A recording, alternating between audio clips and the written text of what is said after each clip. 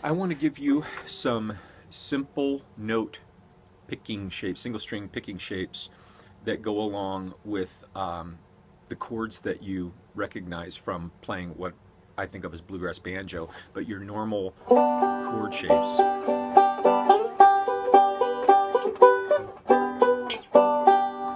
Major.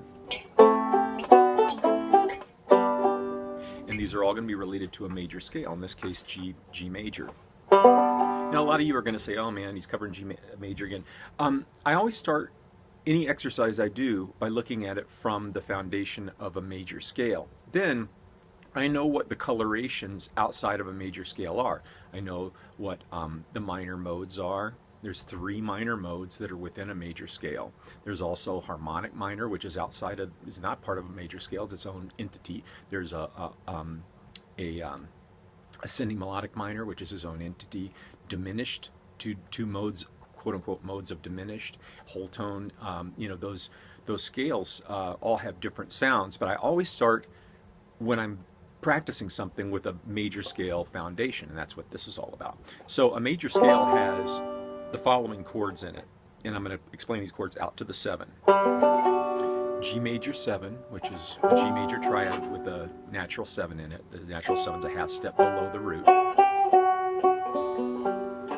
A minor 7, which is a minor 7 minor triad with a flatted 7 on the top, a whole step below the root. B minor 7, same thing. C major 7, just like the G major 7, with a natural 7 on the top.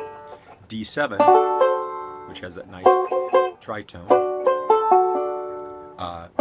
Major triad with a flatted 7, a whole step below the top, the root of that chord. E minor 7.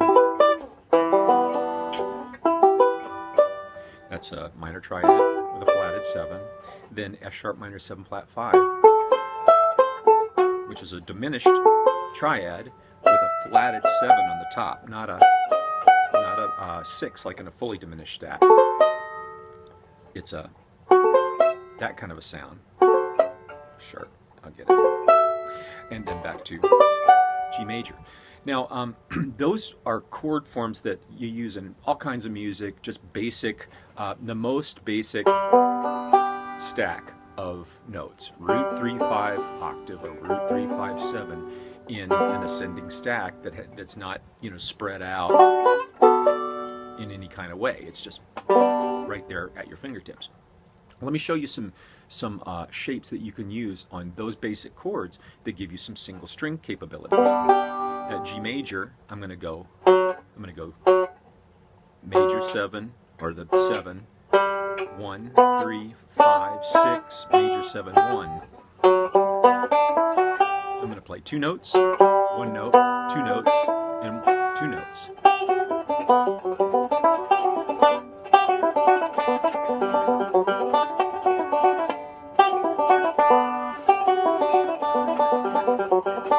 So it's got kind of a neat sound to it. The minor, and this would be a Dorian minor, is basically, it's real simple.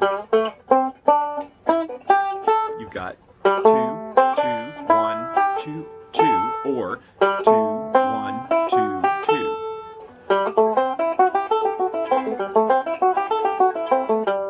Or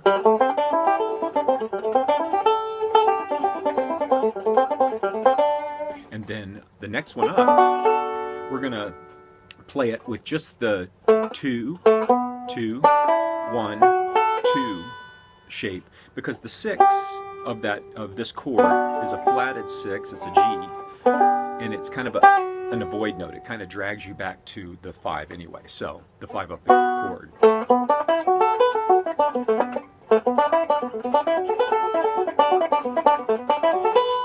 And then now we're at C, major 7, which is 2, 1, 2, 2.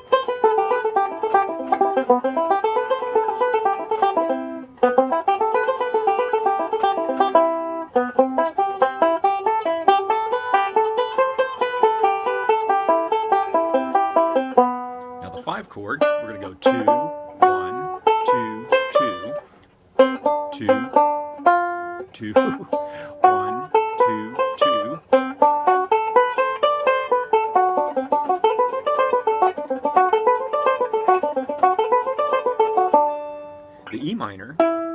to be the same as the 3. We're going to skip the, we're going to play 2, 2, 1, and 2. So we're not going to play the C on the second string because it's a void note. It wants to pull back to the 5 of the chord.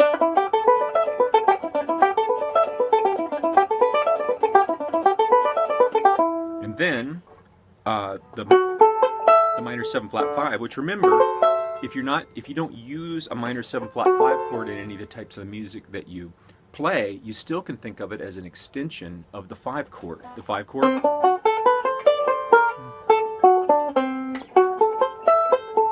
It's just a, in this case, is a D9 with no root.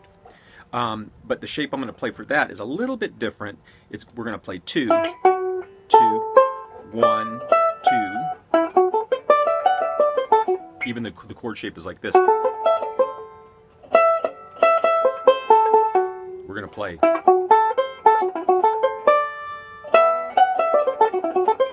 So that those notes are, here I'll show you down here because it's a little easier to see.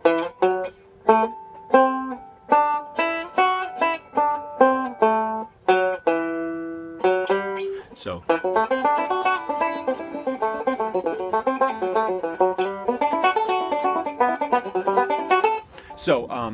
yeah, let me now just kind of play through those. You can use these on any kind of a song. You can follow the chord changes very nicely, playing linear patterns.